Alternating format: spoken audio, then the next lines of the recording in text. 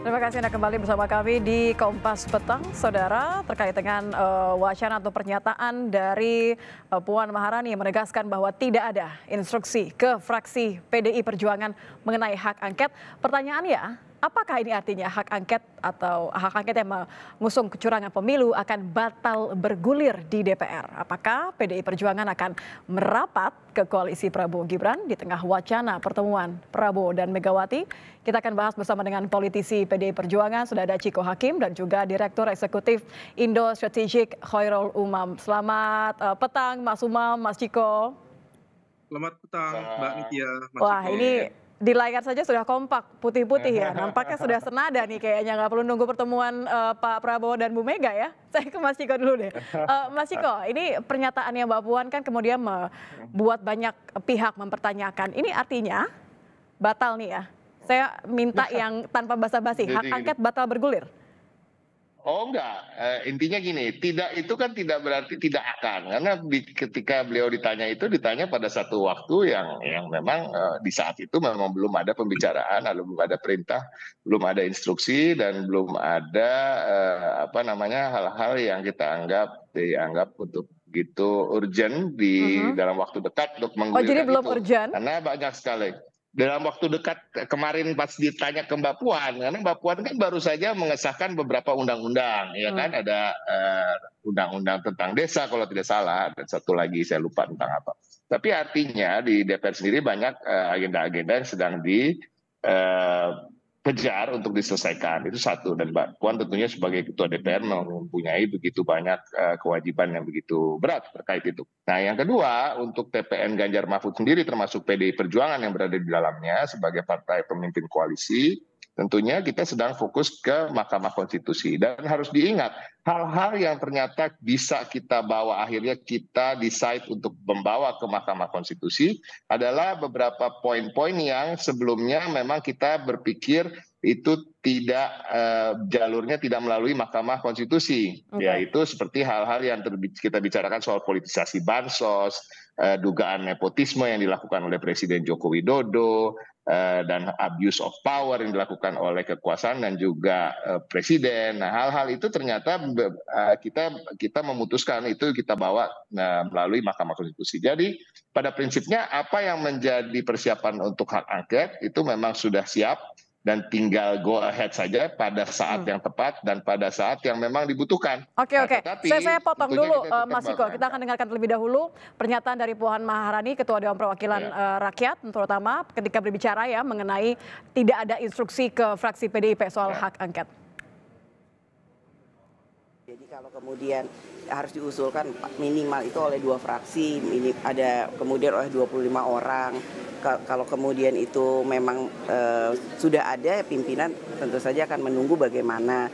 Sampai sekarang kan belum ada. Jadi ya kita lihat yang paling tidak itu kalau memang itu merupakan hak anggota DPR yang terbaik untuk dilakukan bagi bangsa ya boleh saja. Tapi kan belum ada.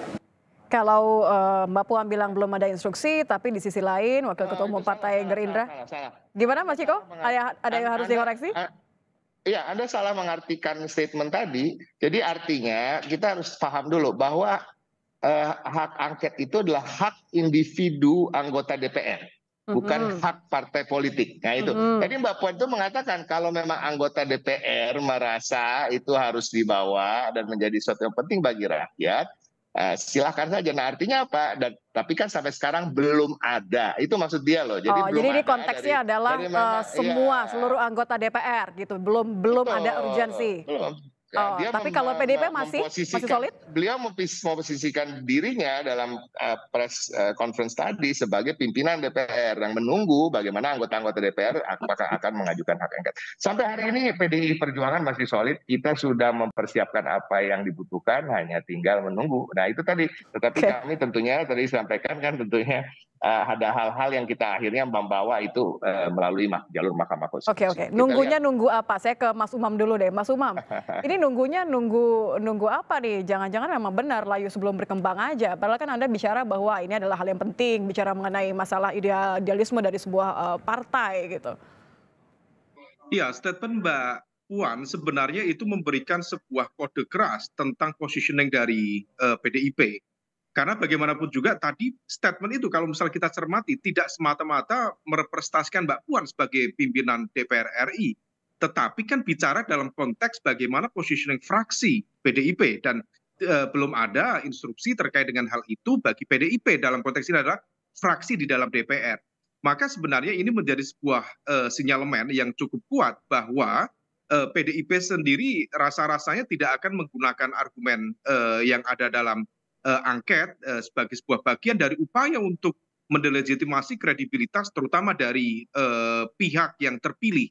Nah, maka kemudian ini bisa dicermati jangan-jangan ini adalah ruang negosiasi sekaligus kompromi yang bisa diciptakan sebagai sebuah bagian dari upaya untuk memperkuat basis kekuatan sekaligus negosiasi dari PDIP. Dan rasa-rasanya betul PDIP tidak memiliki problem sama sekali dengan Pak Prabowo Subianto. Yang memiliki problem itu antara PDIP dengan Pak Jokowi. Nah, kalau misal kemudian ruang komunikasi ini dibuka, kemudian dari pihak PDIP menggunakan skema negosiasi itu sebagai alat untuk menggebuk balik Pak Jokowi, bisa saja. Atau sebaliknya, Pak Prabowo bisa menjadi jembatan komunikasi antara Bu Mega dan keluarga besar PDIP dengan keluarga besar Pak Jokowi misalnya. Oke. Nah, kalau misal kemudian itu dilakukan, tentu akan jauh lebih produktif. Berarti ini senada, Mas Umam, saya harus potong, maaf sebentar. Saya harus potong, karena ini sama dengan ucapan dari Wakil Ketua Umum Partai Gerindra, Habibur Rahman, selain mengapresiasi pernyataan Puan Maharani, tapi juga menyebut bahwa nampaknya ini ada rencana pertemuan antara Prabowo dan Ketua Umum PDIP Megawati Soekarno Putri. Kita akan dengarkan terlebih dahulu. Iya. Pernyataan Mbak Puan Maharani ya, bahwa tidak ada instruksi PDI Perjuangan untuk mengajukan hak angket, kami sangat mengapresiasi ya. Itu adalah bentuk kedewasaan politik, sikap kenegarawanan ya PDI Perjuangan. Hingga saat ini saya terus terang belum dapat informasi apakah sudah ada rencana detail pertemuan Ibu Mega dengan Pak Prabowo ya. Tapi menurut saya bukanlah hal yang mustahil ya beliau berdua bertemu dalam waktu dekat, mengingat hubungan keduanya sangat amat baik. Ini sama dengan Anda yang bilang tadi ya, Mas Umam ya, kalau melihat dari di tengah hak angket, di tengah sidang MK, di tengah ada kebutuhan transisi pemerintahan baru nanti, apa yang Anda baca dari kemungkinan, Mas Ciko tahan dulu, kemungkinan pertemuan antara Prabowo dengan Mega? Ya, bagaimanapun juga ini membuka kemungkinan itu menjadi semakin terang, semakin terbuka terjadi, karena tektokan ini bukan hanya pada level Korea-Korea, ini pada level Mbak Puan, dan juga kemudian disambut oleh Bang Habib pada posisi Wakil Ketua Umum Partai Gerindra. Maka statement-statement publik itu bukan sebagai sebuah letupan-letupan statement kecil, tapi betul-betul didasarkan pada sebuah operasi politik yang memang tampaknya juga sudah terus dimatangkan.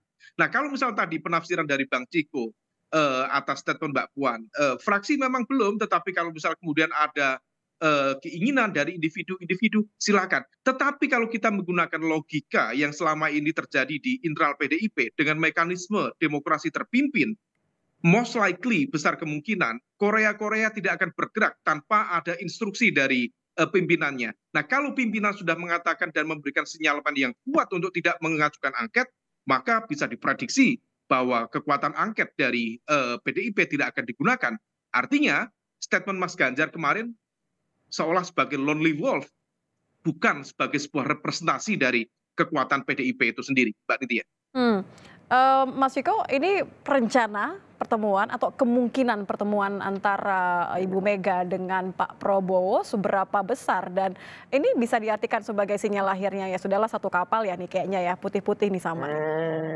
Enggak gitu juga. Jadi pada prinsipnya gini, kan konteksnya bisa berbeda-berbeda ya antara pertemuan dengan antara dua tokoh itu. Dan saya rasa gini, berada di luar pemerintahan ataupun berada di dalam pemerintahan atau di dalam kapal yang berbeda dalam tanda kutip yang disampaikan, pertemuan antara Pak Bu Mega dan Pak Prabowo itu tetap mungkin terjadi gitu. Sekarang mungkin ya? Karena mereka adalah dua tokoh bangsa yang tidak pernah mempunyai masalah pribadi satu sama lain, tidak punya juga masalah-masalah yang begitu prinsip.